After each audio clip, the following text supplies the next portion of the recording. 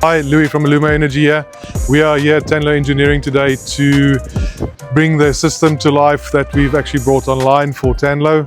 Tanlo Engineering is a steel manufacturing company. What they do is they actually build skips for rubble removal. Tanlo needed a grid-tied system that the conversation brought around. We installed a 110 kilowatt peak with 250 kilowatt Huawei inverters. Let's go and have a look at how the install looks.